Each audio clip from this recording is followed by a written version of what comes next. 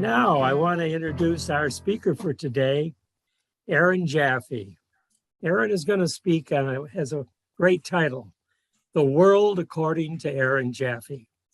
You know, it's my honor to introduce Aaron once again.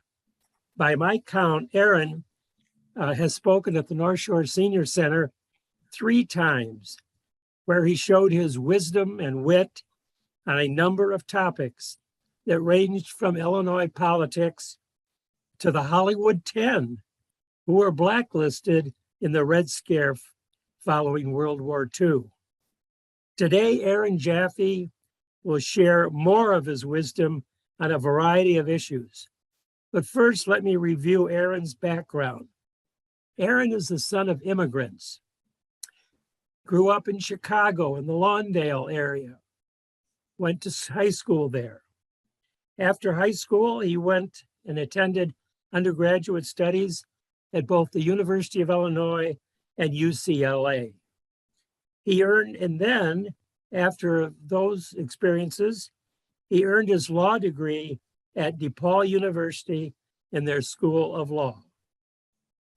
He then was elected for 7 terms in the Illinois Legislature as a representative, 7 terms, 14 years, from the years 1970 to 1985. Following that period, he served as a Cook County Circuit Judge from 1985 to 2005, a period of 20 years. And along the way, Aaron found time to start writing a book on the American dream. Is it alive well, or are we having problems? Are people having problems reaching the American dream? And then just when Aaron Jaffe was starting to enjoy his retirement after 40 years of public service, along came the governor of Illinois and asked him to be the chairman of the Illinois Gaming Board, which reluctantly, but he did because he thought it would be his duty. He took on that task. It was widely agreed by all who knew Aaron that they wanted someone who was honest and had the highest ethical standards. Description described Aaron Jaffe perfectly. He accepted the position until a new governor, after 2 terms with 2 other governors, until a new governor came along and decided to replace him after many outstanding years of service. A prominent consumer activist said the following about this action of this governor who decided to replace Aaron. Quote, "It was with shock and disbelief that one of the first acts by a new governor was to dismiss Aaron Jaffe as chairman of the Illinois Gaming Board. His removal cuts off one of the state's most outspoken independent regulators. It is my honor and privilege to introduce Aaron Jaffe." Aaron? It's a pleasure to be back here. And let me start by telling you that Don is correct. One of the things that I hold was I'm one of the few people that has served in all the branches of government in the state of Illinois. By that, I mean, I was in the legislative branch as a legislator. I was a judge for the judicial. And when I took over the gaming board, of course, that's the executive branch of the government. I'm going to get on to my subjects in a little while, but there are people who said to me, if you're going to speak, tell us something about gambling. For some reason, that gambling was the most popular thing I did, although I don't know if it was that productive. I will tell you, when I stepped away from the gambling board, I really stepped away from the gambling board. I don't believe in hanging on and, second guessing anyone and so on and so forth. But I will tell you what I feel at the present time. Illinois has really expanded its gambling positions. Right now, Illinois has as many, and I think this is going to shock you, gambling positions, and I think perhaps more than Nevada does. We now have the gambling positions with the casinos, with the video gambling, and now there's the sports betting. I will tell you that I feel now as I feel then that it has not been properly managed in Illinois. And part of the problem has lied with the legislature, which I was once a member of. It seems to me there are certain things that I would like the legislature to do that they never did. And the first thing is, I think they should eliminate political contributions to the board or anyone associated with gambling. Because I can tell you that when I was in the legislature, the people with money were more important to the legislature than the people that they represented. And by and large, I found myself often having to battle on two fronts. Number one, I had to battle the legislature, and very often I had to battle the people that would fund the legislators, and that, of course, would be the lobbyists. Now, I wouldn't recommend abolishing all lobbyists, but in Illinois, I think we should. And I will tell you, there are 7 or 8 states in the union. There may be more now, but I knew of them when I was there, that did abolish political contributions to anybody associated with the gaming people. And I also will tell you that gambling is not really regulated as it should be, because the budget of Illinois seldom gives the gaming board proper money to regulate gambling in the state. When I was there, half of the employees of the gaming industry were actually state police. We had a contract with the state police, and they provided the police aspect of the gambling board. And the state police were really very competent, and I enjoyed having them with me. They were employed by the police, but we paid their salaries. In order to for instance, I'll give you an example. If company A applies for a license, we have to investigate not only company A, but all the people who run company A, and we have to do extensive investigations, because when it comes to casinos, you can have gambling, and you can have situations that require policing any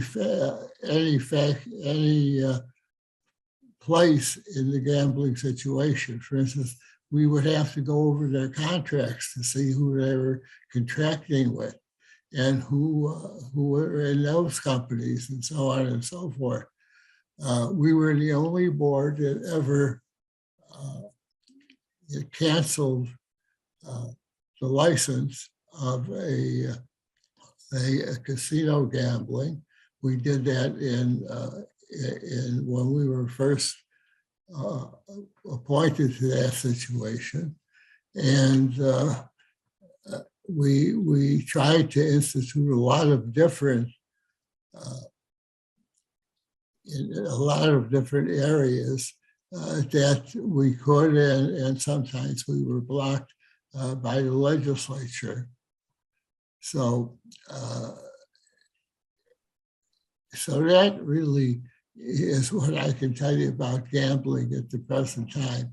Now you have not only the casinos, you also have video gambling in the taverns and cafes and so on and so forth. And now you have gambling, that is sports gambling. I haven't followed it, but quite truthfully, I do not know how you can really regulate that thing and how you can really keep abreast on all of the people involved in that type of a situation. I will tell you that when the video gambling came into the casino, the legislature had instructed us in their legislation that we should be up and running within a very short period of time. And I instantly told them we were not going to be up and running within a short period of time because they were coming in with a whole new business. And we had to figure out a way to check on every place that they put a video game. And, we had to figure it out. We had to let a contractor do that. And it was very, very tough. And they were saying, well, do it. We need the money. And I was saying, we won't do it until we have it up and we're able to actually regulate it and know what they're doing every minute of the day. And we were able to work out a system to that effect. But anyway, I don't know how they do the sports betting.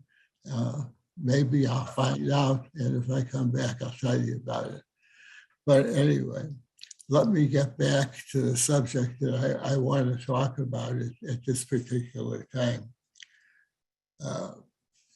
I started off by telling you a short while back, my wife and I, my wife is Charlotte. I think more people know Charlotte than know me. She's been very popular in the area and has been doing many, many good things, while I've been doing others. But we were sitting with some people and we're starting to talk about the country and how they feel about the country and how they feel the country is going.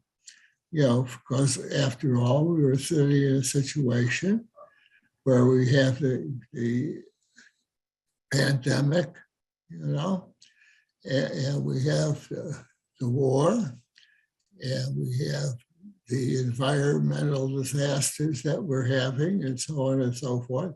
And how many of them felt positive about the future, and how many of them felt negative about the future?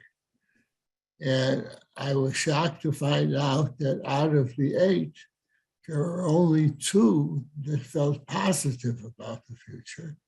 And 6 of them felt that the country was going downhill, and they were very negative about the future. And quite truthfully, I was one of the positive ones. but that's my nature. I'm sort of, try to look at the bright side, but I do see the bad side. And let me go through a couple of the bad sides that we front. Well, let's start off with the war, because I wasn't going to start off this way, but today I picked up the Chicago Tribune. I'm one of those people that still reads newspapers and magazines, and I'm really not attached to my computer that much. I'm an old-fashioned guy. And I looked at the headline of the Tribune. I had the paper with me, and the headline of the Tribune talks about what's going on in the Ukraine. I don't know if you'll be able to see this or not. Okay, but it says the mayor, this is the mayor of Marco, says that over 10,000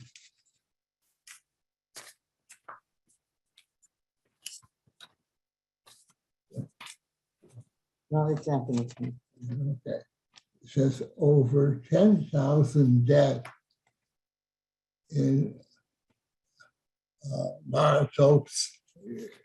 In other words, what they discovered, if you've been following it, and many have, that they came into this town that was under siege for a long period of time, that they have not been able to get into. They finally get into it, and they find 10,000 civilians dead.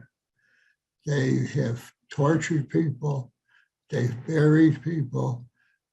It is a total disaster. I mean, when I read that, I could hardly, think straight.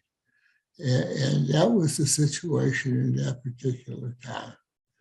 And here we are, we're in this war with a person who is a carbon copy of Adolf Hitler, okay? And we watch this war go on and on and on. And, there are things that of course, the United States has always been the first one in any of these things in order to try to change things when they have gone bad. We did it in places that we shouldn't be in very often. We do it sometimes for good reasons, and sometimes we have to admit sometimes for bad. But here you have a situation where Ukraine has been attacked by Russia. The entire world is sort of up in the air about it, and everybody pretty much has been giving their support to the Ukraine. And the Ukraine has done very well based upon a lot of the materials and weapons that the United States has given it.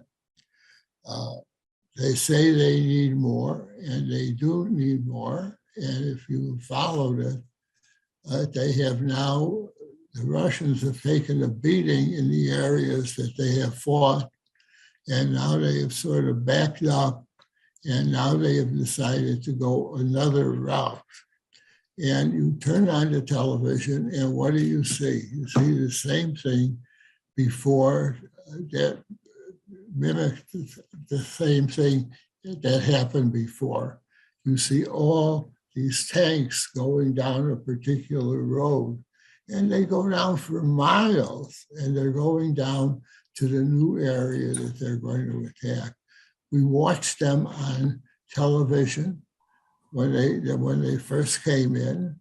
Fortunately, the Ukrainians had weapons that we gave them, and they were trained by the United States for the last 8 years, and they knew how to use them, and they stopped those, and so far the Ukrainians have won that war. But now what does the head of Russia say? Well, we're going in another direction. We're going down the East Coast now, where we went down another coast. And now again, we see the same tanks, going down this particular road. And then if you read the paper further, they say everybody is debating, what do you do now? And I think, and by my nature, I'm a pacifist. I don't believe in war. Of course, who does believe in war? I really think the human being is not a very advanced creature. We tell ourselves that we're very, very advanced, but we are not. If we were advanced, we would have outlawed war and weapons of war 2,000 or 3,000 years ago, but we haven't. And we have rules for war that are sort of silly. You can do this, but you can't do that, and so on and so forth. We have the United Nations. The United Nations is a good thing. And I think the President of the United States is doing a good job, but we have this thought about war that is a little bit surrealistic. There is nothing nice about war. War ought to be, pressed down whenever you can find it. So what do you do? And you see these tanks and trucks coming down this road for miles, and we know that they're coming to kill people. And they're not only coming to kill soldiers, they're coming to kill civilians. They're also, as we find out, they're raping women, they're killing children, and the world stands by and says, well, what should we do about it? And that's why people are a little bit depressed over it, you see. And I look at that problem and I think to myself, what would I do about it? And being a pacifist, I have to say to myself, you're no good in this situation, buddy. And I think that the only way that you're going to stop a Putin is by actually going into his arena and actually kicking him around. I think that we're having one good thing that is happening now is that countries are coming together to support the Ukraine.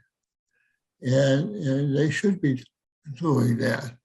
But we don't get involved because, we're a member of NATO, and NATO rules are that if someone attacks you, we are all together and we will fight with you.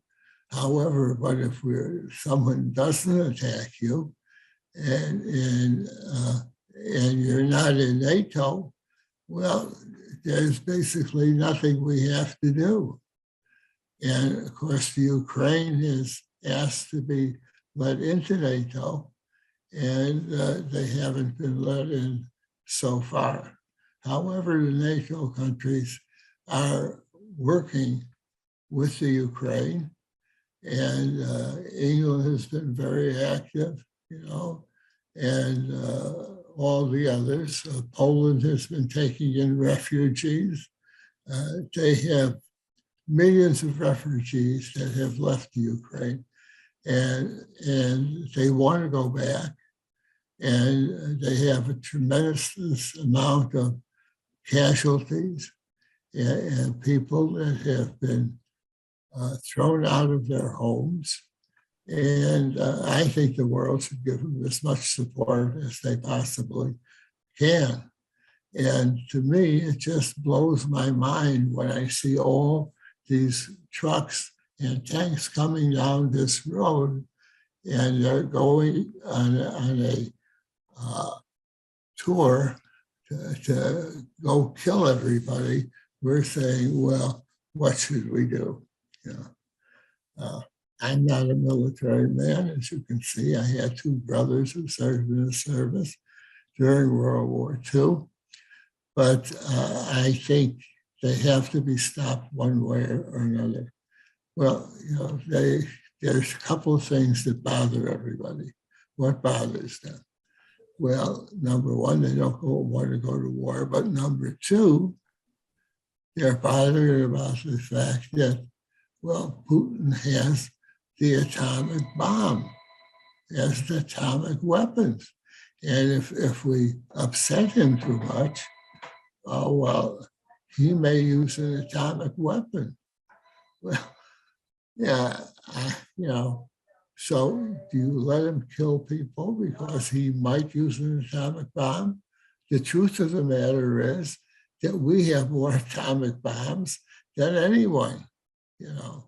And when Russia broke up, you know, 1/3 of their atomic weapons were actually produced by the Ukraine. And they had, of course, the factory that they took over that created atomic weapons. So that's it's a big problem of the world today. And when we have our little discussion, I would like to see what people think about it. Am I overstressing this thing? I don't think so. I think we're on the verge of entering another world war.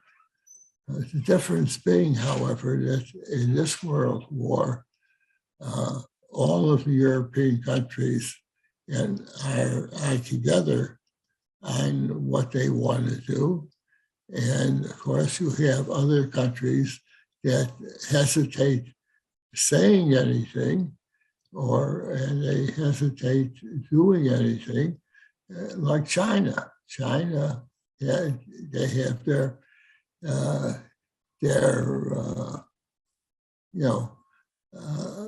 businesses with Russia. Russia, well, let me stress this for this time. Russia is not the Russia that we knew in World War II. You know, Russia is completely different than it was. You know, Russia is no longer the USSR. You know, many of these countries that were in Russia are now independent countries. Latvia, Lithuania, you go up and down, you find these countries, Ukraine, you know, and there is something, you know, Russia actually, and this may surprise people, but Russia is really a minor country without the atomic bomb. Russia,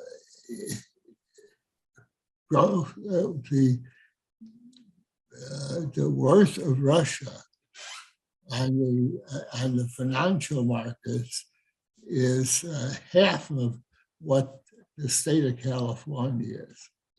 And yet they're the big people because they have the atomic bomb. Wow. And it's, you know, you cannot, and you have a dictator there, and he is, Hitler all over again. And you can't wait until he knocks off Ukraine and does other things before you deal with him. Now, I think the president of the United States has done the right thing by introducing, all these methods of taking away their markets and their money, and is causing an effect upon them. But I would like to see something done to these trucks and tanks that are going down the road now, before they go to their sort to where they're going and starting to kill people. That's one of the problems that I was going to talk about today. There are other problems that we have. Another problem that we have is the environment. The environment should be a fairly easy problem to solve compared to the Russian problem, because all we have to do is stop doing what we're doing and do other things that are more productive for the human race. Well, what stops us from doing anything there? Well, quite truthfully, it is money that stops us from doing that, because large companies that make a lot of money off of gas and oil and everything like that, they like it the way it is. And so we have a fight now going on between large corporations and the people that fund the large corporations, because they need to drive their cars. I don't think that that's a tough job, because I think that we have to move forward with a lot of environmental programs that are sort of underway, but not at their full capacity. We have to start, producing more cars, which will not run on gasoline, but will run on electricity, and we're doing that. I think we're rather slow in doing that, but nonetheless, we are doing it. And we have to get rid of using all the substances that poison our air and our water. And we can do that. But it seems like America sometimes has no interest in doing those things. And there are, other problems in addition to that. The problems that we have are with our politics. Okay, now, this one I'm an expert in, I think, but our political situation is absolutely terrible and awful. Okay, we have to stop so many things in the political world that it will make your head swim. But the biggest problem is that the people are really not involved in the politics of this country. They'll vote, maybe, okay. And I know as an old-time precinct captain that you don't get to vote that easily. You gotta go to the house and pull the person out and give them a ride to the polls. And yet they think that marks our country is that we're the country that began the democracies, which we did, and we seem less. In the last election, we had a large turnout. I'm talking about the last presidential election, and the reason we had a large turnout is because you had two groups, that were really fighting each other to some extent. You had, a political party that really has thrown away. Well, let me back up first of all and say this. George Washington did not believe in political parties. George Washington said, I don't believe in political parties because eventually people take over political parties and want to use political parties for their own gain. And that's what's going to happen. Well, folks, it's happened. It's happened, and it's been happening for a long time. I think we have to look at our government and even our Constitution. We fool ourselves in this country because we believe that everything we have the most perfect Constitution absolutely around. That's not true. It's false. It was false to begin with, and it's false now, because if we today had a Constitution that they passed in the 1700s, women could not vote, we would have slavery in this country. We would have a bunch of things, and it goes on and on and on. We really should rewrite the Constitution that we have. In my view, you take something like the United States Senate. Now, the United States Senate is a great body, but if you're telling me that it's a great body, it should meet the constitutional provisions, okay? But the Senate is created in such a way that is against the one-person rule. Take a look at the United States Senate. California, which is probably has the population of most countries in this world, has two senators. Idaho, which has, 6 people, a cow, and 2 horses, also has 2 votes. So how do you say it's equal when a little state, has 2 votes, and then a large country size state has 2 votes? And one political party has come to the conclusion that we can win elections if we only have a minority. That's not the way it's supposed to be.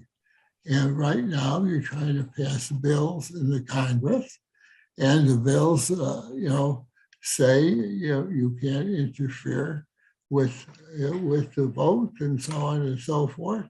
But now they're having bills where you can't register, you can't do this, you can't do that.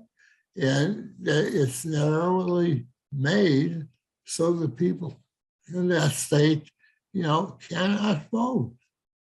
It's absolutely crazy. There should be something in the Constitution that says 1 vote per person is 1 vote per person, and majority rule, okay? And there are a million other things wrong with the Constitution, and so we lawyers say, well, the Constitution is actually brilliant and absolutely wise. We just have to interpret it a little bit differently. Well, rather than struggle with a problem, like abortion or something else, we should have a rule that covers that particular thing. Voting should not be a problem in this country if you want everyone to vote. North Dakota, which is a red state, has if you want to vote in North Dakota, just go in and vote, and you don't have to pass a test or do anything like that. See? And there's still people that are not able to vote, because of, there was an amendment that they had in one of the states that it was illegal if people were standing outside in the heat waiting to be vote. It was illegal to give them a glass of water. Now, does that make any sense? What I'm really getting down to is that people in this country have become spoiled, all right? And they don't realize that with citizenship comes a duty to pitch in and do something. No one will make you do it, but if you're in this country, you should at least be interested in your politics. I don't care what they are, but you should be interested in it and you should be involved. Sitting home and saying those politicians are all lousy doesn't cure anything. You should get involved in the causes that you're interested in. If your cause is something, I don't care whether it's conservative or liberal, as long as it's a decent cause, you should be involved in it. Now, I hate saying that to seniors, because seniors, should be saying that to all the young people. But we don't do this in our country, okay? And I will tell you that I'm optimistic about it. And why am I optimistic? I'm optimistic because of the kids in this country. I talk to an awful lot of kids. The kids that we have now are bright. They're more educated than the kids we had when I was a kid, and they have feeling. And I think that they really want to do things. But we say, well, look at those kids. They don't know nothing. They know nothing at all. Absolutely. I got a surprise for you that what those kids are our future. And I can rely on those kids better than I can rely on the kids in my own age group, you see. And I think it's absolutely essential that people our ages get involved, talk to kids, and so on and so forth. You'll be amazed. I think I have more in common with my grandkids than I have with my kids, okay? Because I think we're on the same wavelength, you see. And it's and they are the people that are going to, change the world, hopefully with the help of their grandparents. But Don, I will ask you, are we ready to have some questions and answers, or shall I keep on rambling? Hi, Don, you just need to unmute. Yes, we have questions after Thank you. Don from the auditorium after Don's question, and we also have some from chat, sir. Okay. Go ahead, Don. Well, first of all, Aaron, thank you so much. You're closing on a very good note about your optimism for the future and our kids. And that is so great. And that gives us something to work at. I have another question, but I'm going to let the people in the auditorium ask their questions, and I'll ask my question after that. But anyway, thank you so much. And let's turn it over to the questions in the auditorium. Okay, Okay, any we have questions the- here? Yeah, we have a first question from this gentleman. I'm gonna stand up. Can you, can you comment on having the state of Illinois own the casinos and hire out these companies to run them instead of issuing licenses to so many other companies? Well, there are arguments on both sides, okay? I personally hate to see, well, out of these casinos who have terrible things happening, you have people who have gambling addictions. And those gambling addictions, they break up homes. Nobody talks about them, but they're as bad as alcohol, worse than alcohol. And I've seen so many families who come into the casinos and ask and say, you know, my husband's a gambler and he just won't stop gambling. We started a program, and the program was that you could bring the person in, and the person could agree that they could be thrown out of the casino and stopped from gambling if they were on the list. The program did fairly well, but when you got video gambling in, that program was thrown out the window because you couldn't have every bar and every cafe have those things and signing up. So if they couldn't play in the casino now, they could play by the machine and everything was hunky-dory. What limits and controls can be placed on lobbyists for how they are influencing our state legislators and the legislative system? What controls can be put on their impact on our government? Lobbyists. Well, lobbyists, lobbyists are not all bad, but they're not all good either. And I think that controls have to be put on them with regard to gifts from them. Right now, a lobbyist has to report what he gives to everyone and so on and so forth. But I think a lobbyist can be stopped from giving a certain amount, or you could put cap on what they can give, or you can say they can't give anything at all.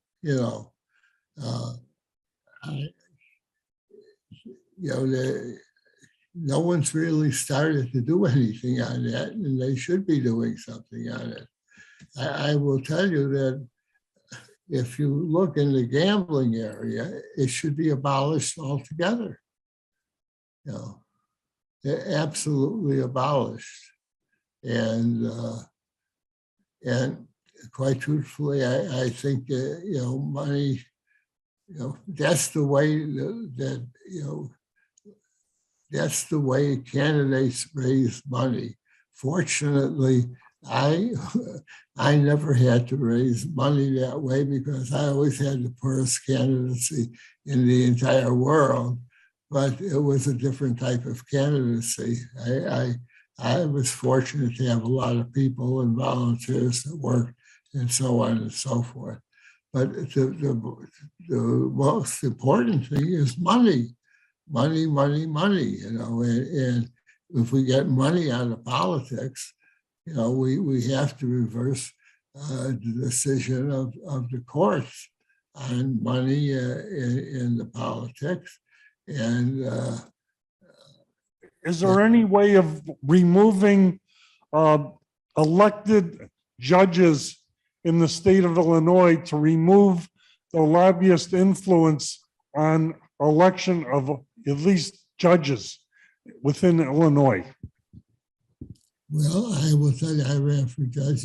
I never raised any money doing it, but I think we could do that. Sure, absolutely. I would favor that. Okay, I just want to say thank you for your talk, and I'm very glad that I came. All of these topics that you spoke about, I worry about every day. I am quite frightened about our country.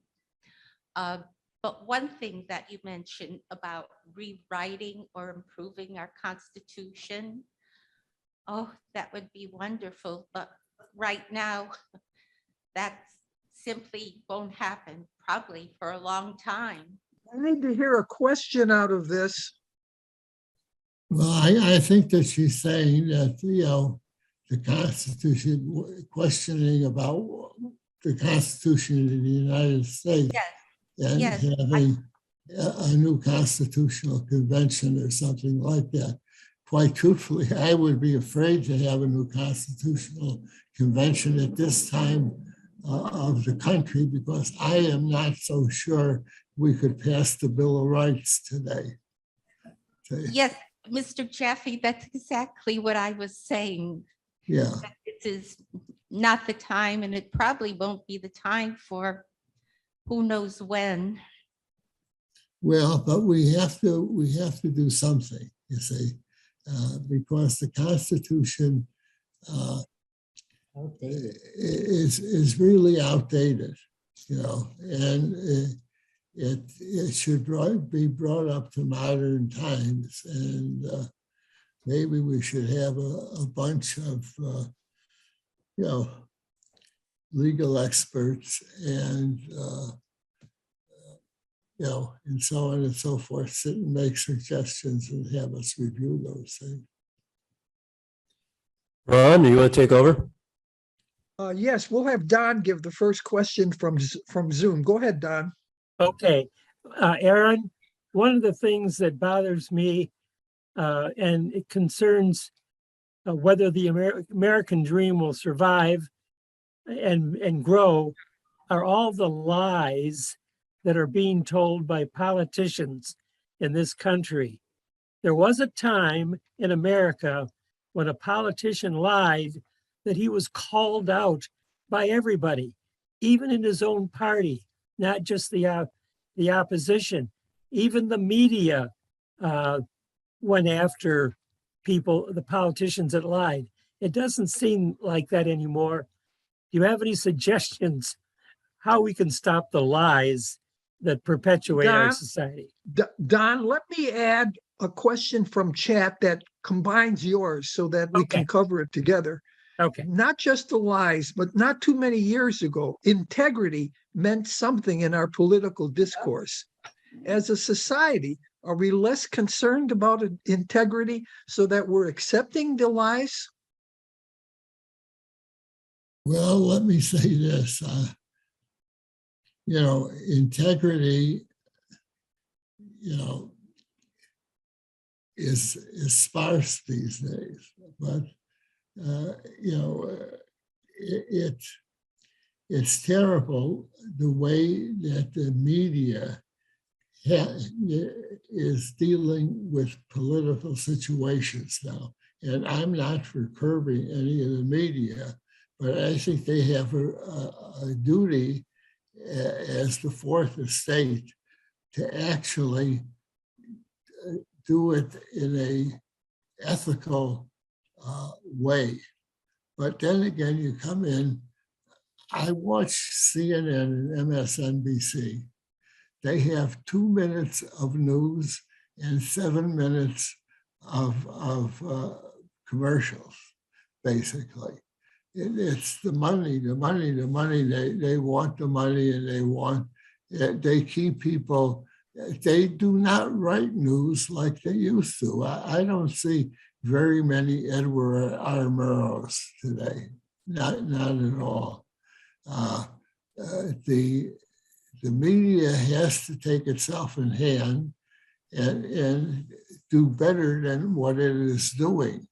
You watch the station or you watch Fox News, they take one story and it's one story all day long, and they can't get off it. And it's like going to the movies on Saturday when I was a kid, watch these serials, they make it like it's a serial, like, we're telling you a story. And this is chapter 1 and chapter 2, and this is this person, this is that person. No, we need people.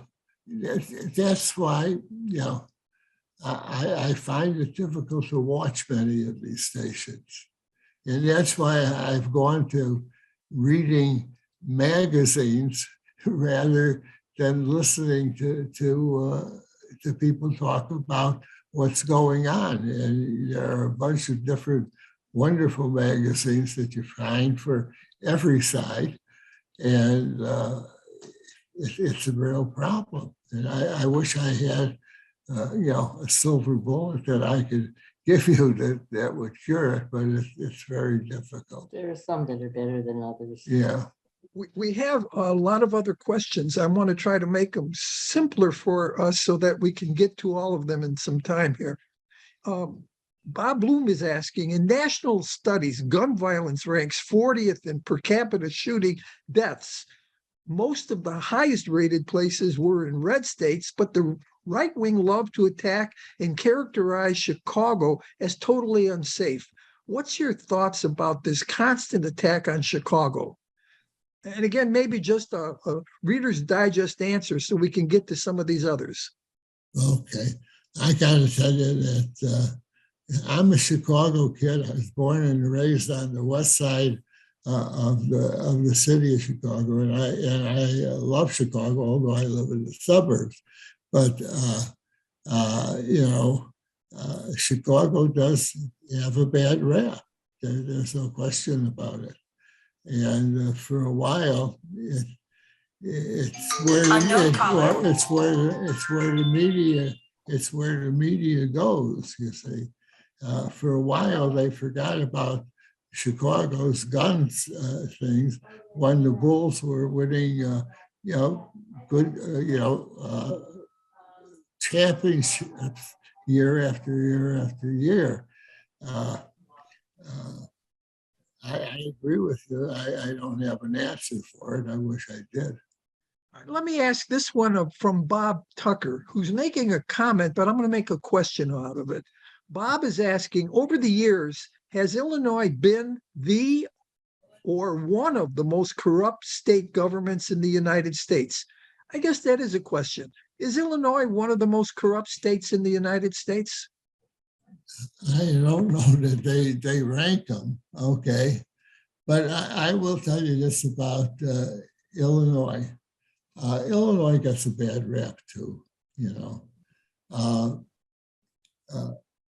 For instance, you never find anybody talking about voting restrictions in Illinois.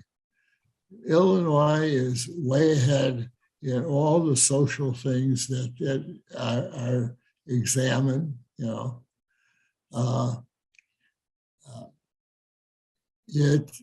Illinois is actually a very good state, Of course, I'm biased because, as I say, I'm a Chicago and but we do get a bad rap. But we do have a problem with murder in the cities, And one of the problems, I read the paper and I read about this chief of police that they had, who was the head of and I'm all for unions, but he's the head of the union and he's rapping everyone and insulting everyone, and he's not, doing what he should be doing.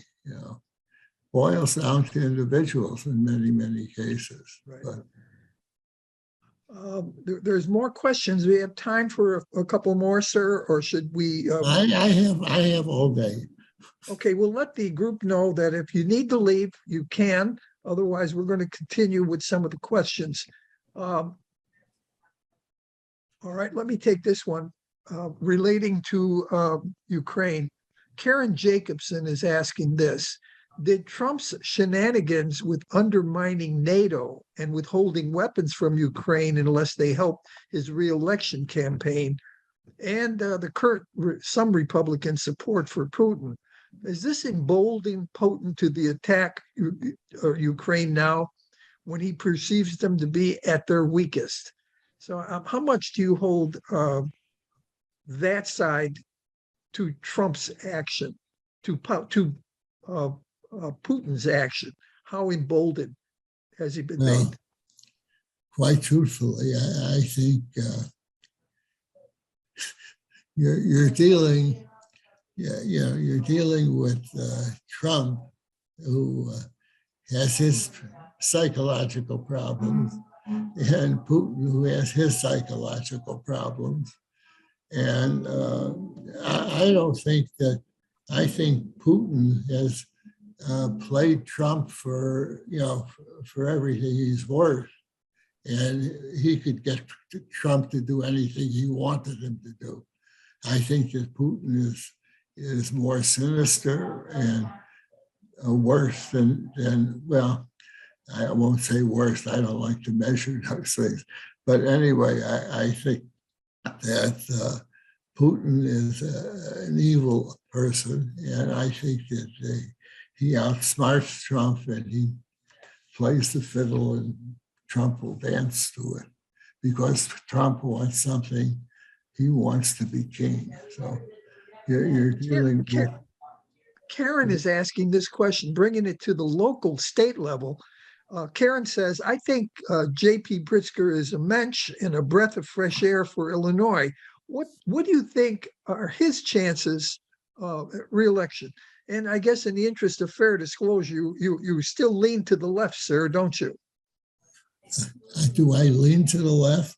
Yeah, I lean way to the left. Yes, you're absolutely correct. So, What's your thoughts about Pritzker? Well, I think rating him, I think he did a great job with the, COVID and other things like that. I really haven't examined him to the fullest, but I think that he's trying to do a good job. He has done a good job, and he still has a way to go, but I think so far it's pretty good. Okay. I know there's other comments, and I'm going to just end with this one question in the interest of our time, sir. And by the way, we want to thank you so much for you are making a difference and trying to make a difference every decade that we've known you. And it's really encouraging to see that you're still doing this, trying to make a difference into your 90s. So thank you for that. And I want to just read Bob Bloom's question, make this our last one, and we'll turn it over to the auditorium. Is the Constitution really outdated, or has it become a Rorschach ink blot where everybody sees what they want to see? What are your thoughts about that? Well, I think being a lawyer, I will tell you, I think that the latter is more correct than the former. You look at the Constitution because it's vague. It's vague. It doesn't give you specifics or anything else. And the specifics that it gives you are outdated usually. Senate, every state has 2 senators. So you have to, so that's outdated. But then it's also written in the manner where you can interpret it both ways. And when you can interpret something both ways, people interpret it the way they want it to be interpreted. Good answer. Sir, we thank you from the 55 that were on Zoom, and now we turn it back to the auditorium. Okay, Aaron, thank you ever so much. Thank you, folks. Look forward to seeing you next week. Thanks, Aaron. Hey, thank you.